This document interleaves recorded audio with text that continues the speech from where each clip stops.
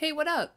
I'm back sooner than anyone expected or wanted because I saw a wild post yesterday on Instagram and I need to talk about it.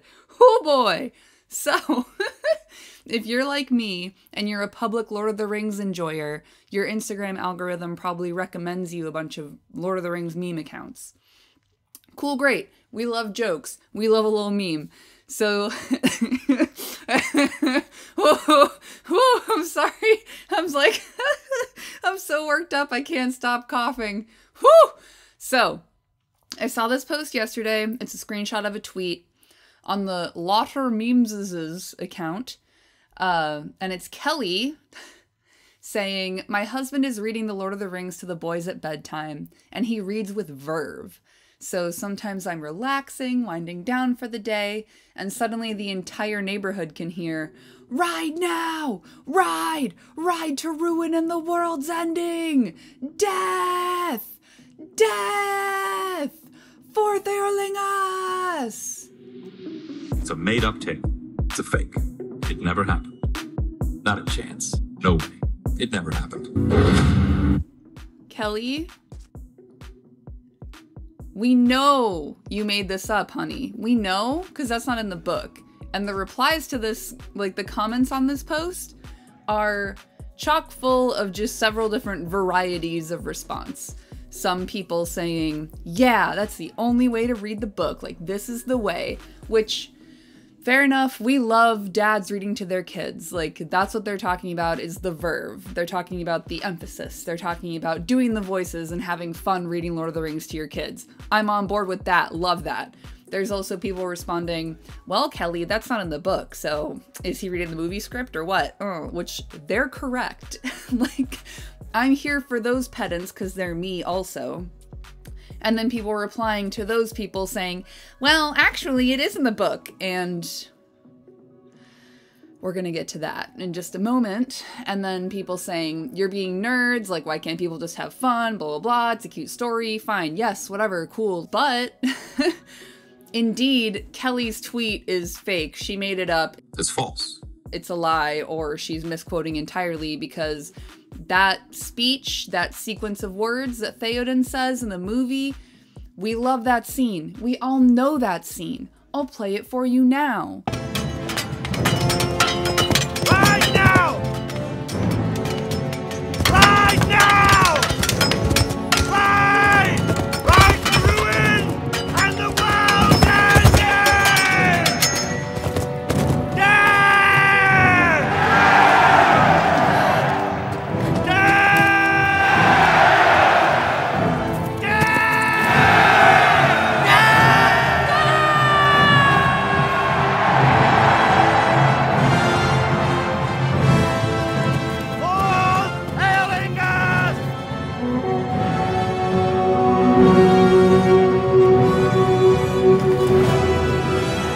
One of the best scenes in Return of the King. It hits big emotionally, like, it fucking rocks. It's a really good scene. We love it. But it doesn't play out like that in the book. And if you like that scene because it's rousing and emotional and it gets you going, oh boy, if you like the movie, you're gonna fucking love how it plays out in the book. So I just wanted to clear this up for all the folks in the replies here who seem to be confused about the veracity of Kelly's post here. And because, you know, as I've said many times on this channel, the Lord of the Rings movies from Peter Jackson in the early 2000s are basically like the mainstream idea of what Lord of the Rings is. Like, that is the story for a lot of people. And some comments on this post even said, why does it matter if she's quoting the movie? It's the same story. And I'm here to tell you that it isn't, okay? Obviously, the film and the text are different. I'm not naive enough to say that there should ever be a perfect text-to-screen adaptation of Lord of the Rings. Have you read the poems and the songs in the book? They're rough. I'm pretty sure we don't need to commit that to film. It works better when it's read.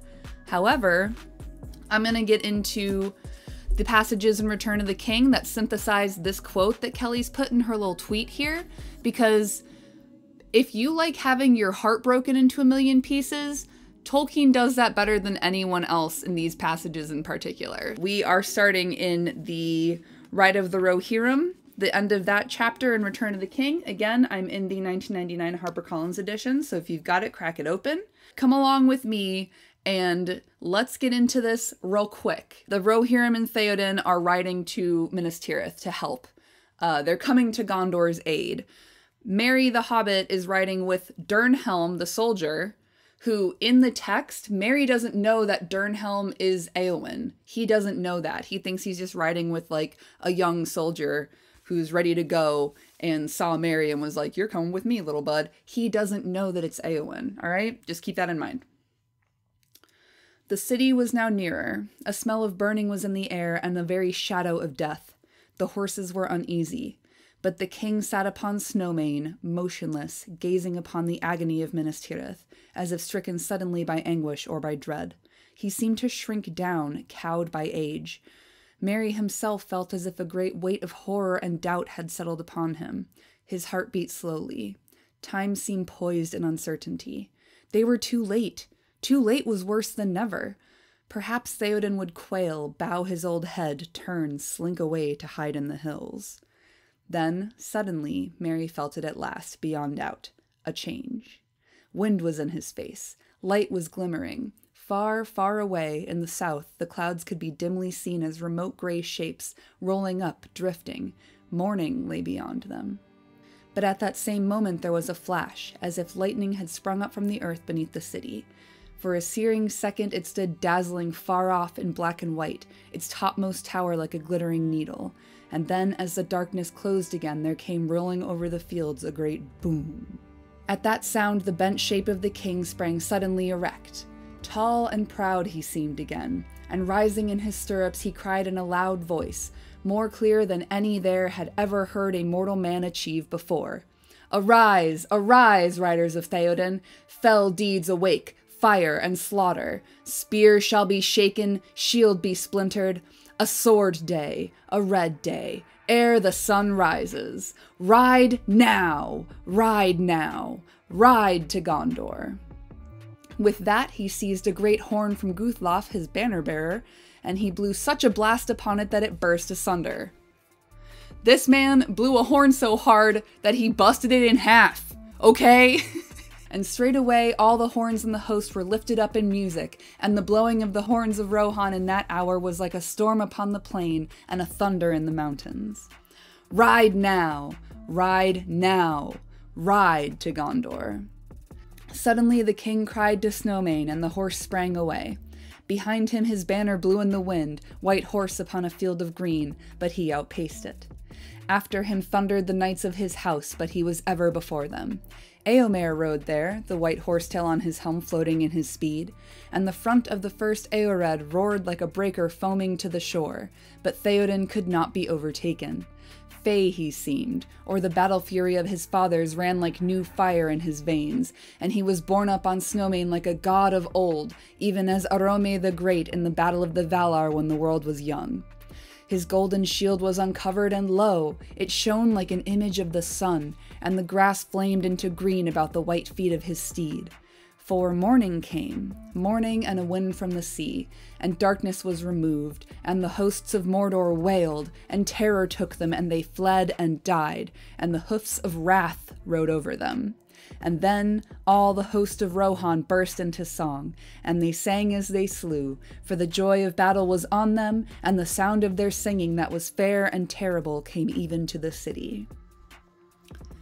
And then we continue on into the following chapter, chapter 6, the Battle of the Pelennor Fields. Southward beyond the road lay the main force of the Haradrim, and there their horsemen were gathered about the standard of their chieftain. And he looked out, and in the growing light he saw the banner of the king, and that it was far ahead of the battle with few men about it.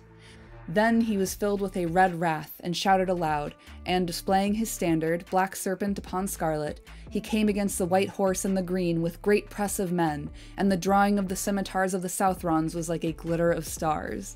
Then Théoden was aware of him, and would not wait for his onset, but crying to Snowmane he charged headlong to greet him. Great was the clash of their meeting, but the white fury of the Northmen burned the hotter, and more skilled was their knighthood with long spears and bitter. Fewer were they, but they clove through the Southrons like a firebolt in a forest. Right through the press drove Théoden Thingol's son, and his spear was shivered as he threw down their chieftain. Out swept his sword, and he spurred to the standard, hewed staff and bearer, and the black serpent foundered. Then all that was left unslain of their cavalry turned and fled far away. But lo, suddenly in the midst of the glory of the king his golden shield was dimmed. The new morning was blotted from the sky. Dark fell about him. Horses reared and screamed. Men cast from the saddle lay groveling on the ground. To me, cried Théoden. Up, Eorlingus! Fear no darkness! But Snowmane, wild with terror, stood up on high, fighting with the air, and then with a great scream he crashed upon his side. A black dart had pierced him. The king fell beneath him. The great shadow descended like a falling cloud, and behold, it was a winged creature. If bird, then greater than all other birds, and it was naked, and neither quill nor feather did it bear, and its vast pinions were as webs of hide between horned fingers, and it stank. A creature of an older world, maybe it was, whose kind, lingering in forgotten mountains cold beneath the moon, outstayed their day, and in hideous eyrie bred this last untimely brood, apt to evil. And the Dark Lord took it, and nursed it with fell meats, until it grew beyond the measure of all other things that fly. And he gave it to his servant to be his steed.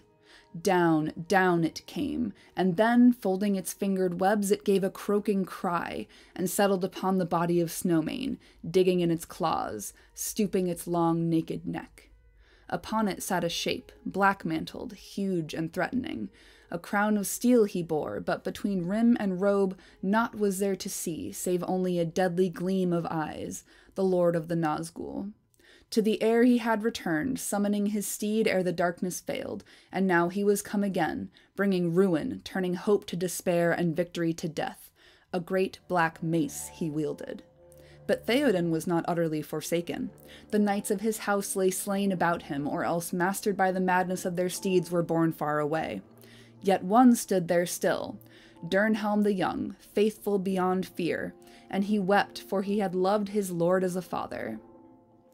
Right through the charge Merry had been borne unharmed behind him, until the shadow came, and then Wynfilla had thrown them in his terror, and now ran wild upon the plain. Merry crawled on all fours like a dazed beast, and such a horror was on him that he was blind and sick. King's man! His heart cried within him. You must stay by him. As a father you shall be to me, you said. But his will made no answer, and his body shook. He dared not open his eyes or look up. Then out of the blackness in his mind he thought that he heard Dernhelm speaking, yet now the voice seemed strange, recalling some other voice that he had known. Begone, foul Dwemer Lake, lord of Carrion. Leave the dead in peace. A cold voice answered. Come not between the Nazgul and his prey, or he will not slay thee in thy turn. He will bear thee away to the houses of lamentation beyond all darkness, where thy flesh shall be devoured, and thy shriveled mind be left naked to the lidless eye. A sword rang as it was drawn. Do what you will, but I will hinder it, if I may. Hinder me, thou fool! No living man may hinder me. Then Merry heard of all sounds in that hour the strangest. It seemed that Dernhelm laughed, and the clear voice was like the ring of steel. But no living man am I.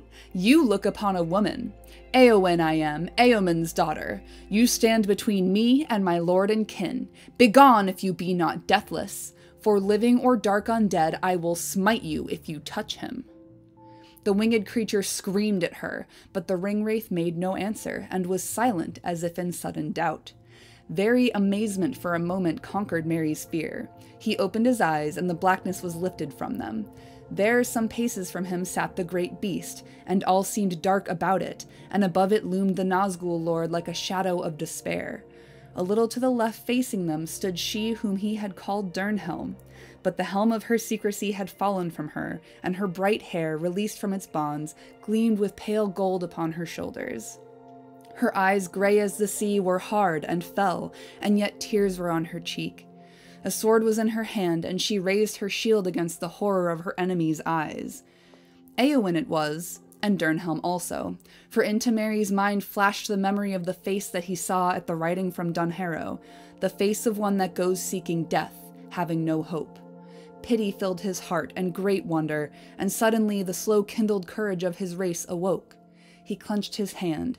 She should not die so fair, so desperate. At least she should not die alone, unaided. The face of their enemy was not turned towards him, but still he hardly dared to move, dreading lest the deadly eyes should fall upon him. Slowly, slowly he began to crawl aside, but the black captain, in doubt and malice intent upon the woman before him, heeded him no more than a worm in the mud. Suddenly the great beast beat its hideous wings, and the wind of them was foul. Again it leaped into the air, and then swiftly fell down upon Éowyn, shrieking, striking with beak and claw. Still she did not blench. Maiden of the Rohirrim, child of kings, slender but as a steel blade, fair yet terrible. A swift stroke she dealt, skilled and deadly. The outstretched neck she clove asunder, and the hewn head fell like a stone. Backward she sprang as the huge shape crashed to ruin, vast wings outspread, crumpled on the earth, and with its fall the shadow passed away. A light fell about her, and her hair shone in the sunrise. Out of the wreck rose the Black Rider, tall and threatening, towering above her. With a cry of hatred that stung the very ears like venom, he let fall his mace. Her shield was shivered in many pieces, and her arm was broken. She stumbled to her knees. He bent over her like a cloud, and his eyes glittered. He raised his mace to kill. But suddenly he too stumbled forward with a cry of bitter pain, and his stroke went wide, driving into the ground. Merry's sword had stabbed him from behind, shearing through the black mantle, and passing up beneath the hauberk had pierced the sinew behind his mighty knee. "Éowyn! Éowyn!" cried Merry. Then, tottering, struggling up with her last strength, she drove her sword between crown and mantle as the great shoulders bowed before her. The sword broke, sparkling into many shards. The crown rolled away with a clang. Éowyn fell forward upon her fallen foe. But lo, the mantle and hauberk were empty. Shapeless they lay now upon the ground, torn and tumbled, and a cry went up into the shuddering air, and faded to a shrill wailing, passing with the wind, a voice bodiless and thin that died, and was swallowed up, and was never heard again in that age of this world. And there stood Meriadoc the Hobbit in the midst of the slain, blinking like an owl in the daylight, for tears blinded him, and through a mist he looked on Éowyn's fair head, as she lay and did not move, and he looked on the face of the king, fallen in the midst of his glory. For Snowmane in his agony had rolled away from him again, yet he was the bane of his master. Then Merry stooped and lifted his hand to kiss it, and lo! Théoden opened his eyes, and they were clear, and he spoke in a quiet voice, though labored. "Farewell, Master Holbitta," he said. "My body is broken. I go to my fathers, and even in their mighty company I shall not now be ashamed. I felled the black serpent, a grim morn, and a glad day, and a golden sunset." Merry could not speak, but wept anew. "Forgive me, Lord," he said at last, "if I broke your command, and yet have done no more in your service than to weep at our parting." The old king smiled. "Grieve not, it is forgiven. Great heart will not be denied. Live now in blessedness, and when you sit in peace with your pipe, think of me, for never now shall I sit with you in Meduseld as I promised, or listen to your herb lore." He closed his eyes, and Merry bowed beside him. Presently he spoke again. "Where is Éomer? For my eyes darken, and I would see him ere I go. He must be king after me, and I would send word to Éowyn. She would not have me leave her, and now I shall not see her again, dearer than daughter." "Lord, Lord," began Merry brokenly, "she is—" But at that moment there was a great clamor, and all about them horns and trumpets were blowing. Merry looked round. He had forgotten the war, and all the world beside, and many hours it seemed since the king rode to his fall, though in truth it was only a little while. But now he saw that they were in danger of being caught in the very midst of the great battle that would soon be joined. For a moment the thought flitted through Merry's mind. Where is Gandalf? Is he not here? Could he not have saved the king and Éowyn? But thereupon Éomer rode up in haste, and with him came the knights of the household that still lived and had now mastered their horses.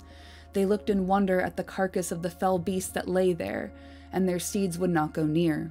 But Éomer leaped from the saddle, and grief and dismay fell upon him as he came to the king's side and stood there in silence. Then one of the knights took the king's banner from the hand of Guthloth the banner-bearer who lay dead, and he lifted it up. Slowly Théoden opened his eyes. Seeing the banner, he made a sign that it should be given to Éomer. "Hail, King of the Mark," he said. "Ride now to victory. Bid Éowyn farewell." And so he died, and knew not that Éowyn lay near him. And those who stood by wept, crying, "Théoden King! Théoden King!" But Éomer said to them, "Mourn not overmuch. Mighty was the fallen, meet was his ending. When his mound is raised, women then shall weep. War now calls us." Yet he himself wept as he spoke. "Let his knights remain here," he said, "and bear his body in honor from the field, lest the battle ride over it. Yea, and all these other of the king's men that lie here." And he looked at the slain, recalling their names. Then suddenly he beheld his sister Éowyn as she lay, and he knew her. He stood a moment as a man who is pierced in the midst of a cry by an arrow through the heart, and then his face went deathly white, and a cold fury rose in him, so that all speech failed him for a while. A fey mood took him. "Éowyn, Éowyn," he cried at last, "Éowyn, how come you here? What madness or devilry is this? Death, death, death! Death take us all!"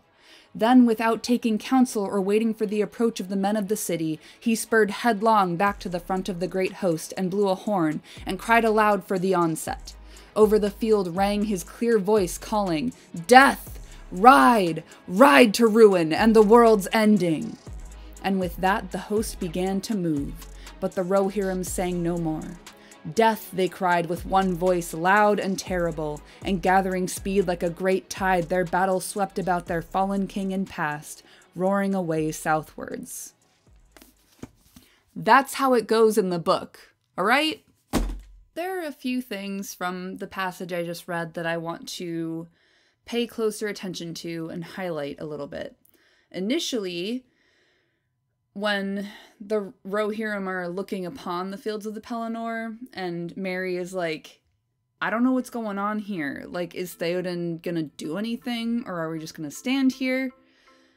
Théoden's transformation from, like, a bent and broken old man to this, like, noble rider spoiling for battle inspires and rallies the Rohirrim, and Théoden rides so fast that no one can catch him. He blows a horn so hard it bursts asunder. Like, come on. That rules. It's so cool. And I do think the scene in the film kind of captures a little bit of that, but not like this. Not the way that it goes in here. Once we're actually in the battle and Théoden has defeated the chief of the Southrons, the description of the fell beast, which, again, I do think the depiction in the Peter Jackson movie is really fucking good, but, like, the creature whose kind, lingering in forgotten mountains cold beneath the moon, outstayed their day, and in hideous eerie bred this last untimely brood, apt to evil. Oh, like, how wretched is that? How terrible is that? This last untimely brood having outstayed their day? Ooh! Woo! Oh, like, you can smell how bad it stinks. You can, like, sense the odor of evil radiating off of this fucking thing. Ugh, I love it. Ugh. And then poor Merry, cowed by the darkness of the fell beast and the Lord of the Nazgul, like, Merry is there, he can't even open his eyes, he's so terrified. The other riders have all been scattered, their horses have fled and are running wild on the fields, but one remains, Dernhelm, aka Éowyn. Like, she cannot be cowed. She's not scared, or she's not showing that she's scared. She's like, hey, I'm gonna do everything I can to hinder you. And the Lord of the Nazgul says, no living man may hinder me. And Éowyn doesn't say, I am no man. She says, no living man am I. And I love no living man am I, because the way that Merry describes Dernhelm's face, like the face of one who's riding to death, It's almost like she's beyond being killed. Like she's unkillable. You can't kill me. I'm already dead. Ugh, it's so good. And her transformation as well. Her bright hair released from its bonds, gleaming with pale gold upon her shoulders. Her eyes gray as the sea, hard and fell. It recalls Théoden seeming fey when he rides to battle. Éowyn's eyes being fell when she's facing the Witch King. It's... the people of Rohan seem to have this like otherworldly quality when they're in battle. And it's spectacular. Like the way that it's conveyed here, I think is just so effective. It does happen in the movie, but not like this. Bud, come on. Ooh, it's so good. Théoden is crushed beneath his horse, and Merry comes to him, and Théoden, even in his like last moments, in his death throes, is kind and tender and gentle. Grieve not, you are forgiven. Live now in blessedness. When you sit in peace with your pipe, think of me. He's upset and sad that he doesn't get to know Merry better, that he doesn't get to sit in his house and learn of the hobbits and their herb lore.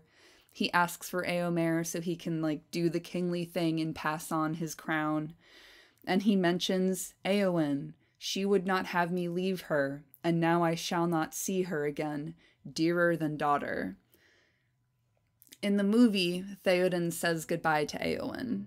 In the book, he doesn't know that she's there. He doesn't realize that the soldier who stood against the Witch King in defense of him is indeed his niece, dearer than daughter. He doesn't know. I think it's so much more tragic and sad. It rends the heart to know that she's so close, and yet Théoden does not know, and he dies without knowing that she's there. We even say, so he died and knew not that Éowyn lay near him. Éomer, after having the kingship of Rohan passed to him, he tells his men not to weep, and yet he himself weeps as he speaks. Having just lost his uncle, he then looks around and sees his sister lying there, and he thinks that she's also dead. A fey mood takes him. Again, you can't kill me. My soul is already dead. What madness or devilry is this? Death take us all. The word death is only invoked in the text after Éomer has lost his uncle and is under the impression that he has lost his sister. He's like, death has taken you, death has taken you, death will take us all, but we are going to ride to ruin and the world's ending. Éomer's world has crashed down around him, and the Rohirrim, who were singing joyfully as they rode into battle, the joy of battle had taken them, they sang no more. Death, they cried with one voice. So, obviously there's more space in the text, and I do think that synthesizing these two passages together into Théoden's speech in the film was a good move. Like, it kind of evokes what has happened in the text, but we miss out on Merry not knowing that Dernhelm is Éowyn and discovering it as she removes her helm. We miss out on Théoden not knowing that Éowyn is there, that Éowyn is the one who stood against the Witch King in defense of her uncle. We don't really get Éomer's kind of last stand, his invocation of death to rally the Rohirrim once more. Instead, Théoden gets to say all of that. Théoden gets to say death as they ride to battle. And it's effective, it's emotional, it hits big in the movie, but I think it hits bigger in the book. To all the people in the replies to that post saying, oh, but it is in the book. Actually, it is in the book. It's not. It's very different. It's two different characters expressing two very different feelings at different times of day in the book. And synthesizing them into one speech does make sense in the movie, but I am gonna ask y'all to put a little bit of fucking respect on the book, and a little bit of respect on how hard J.R.R. Tolkien, Rolkien, went for us in the text he wrote. Like, damn. Again, if you like being utterly fucking devastated and you like getting your heart broken into a million pieces, baby, you would love the book. I highly recommend you check it out. So, yeah, it's funny to me that Kelly lied in a tweet about her husband reading to their kids. We love dads reading with verve. We love reading to our children. We love doing the voices. But it's pretty funny to quote the movie when you're claiming that your husband's reading from the book. Like, that's hilarious. The movie gets the gist of it, but not all of it. The movies get part of the picture, but not the full picture. And I would love for everyone to see the full picture, because it's sublime. Thank you for being here with me, and I'll see you again soon.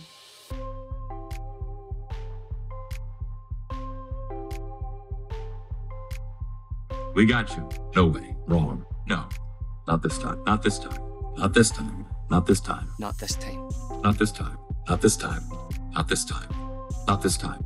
Not a chance. I've got one final Galaxy Brain take to share at the end here. I noticed a lot of people directly invoking the film while commenting on a post supposedly about reading the book. People invoking Howard Shore's soundtrack and talking about the rousing music that goes along with this scene, talking about how it's their very favorite scene to read. This one person posting, "You get to chime in, I am no man," which again is from the movie, not the book. The phrasing is different in the book.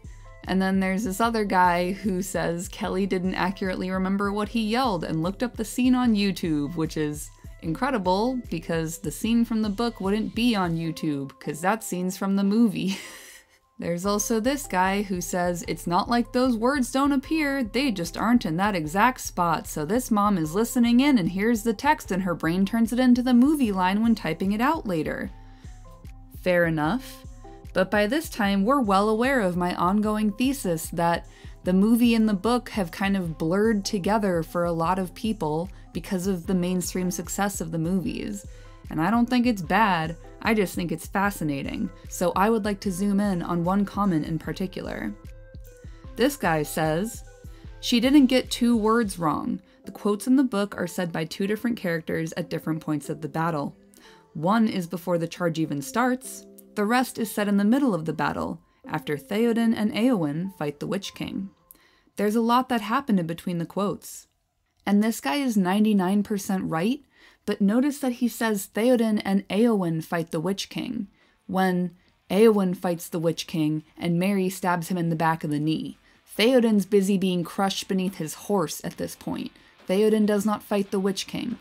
Théoden does say, "I slayed the Black Serpent." And I feel like this guy, I realize I'm extrapolating here, but I feel like this guy thinks that the Black Serpent is the fell beast upon whom the Witch King rides to battle. And it's not. The Black Serpent is just the standard of the chief of the Haradrim. But in the movie, the fell beast looks like a serpent with wings, like a worm, like a dragon. And I feel like that image has gotten into this dude's brain so much that he conflates that when he reads the book. This, to me, is a really excellent example of my thesis, and I love to be proven right. So, thank you again for watching and for listening. That's that on that.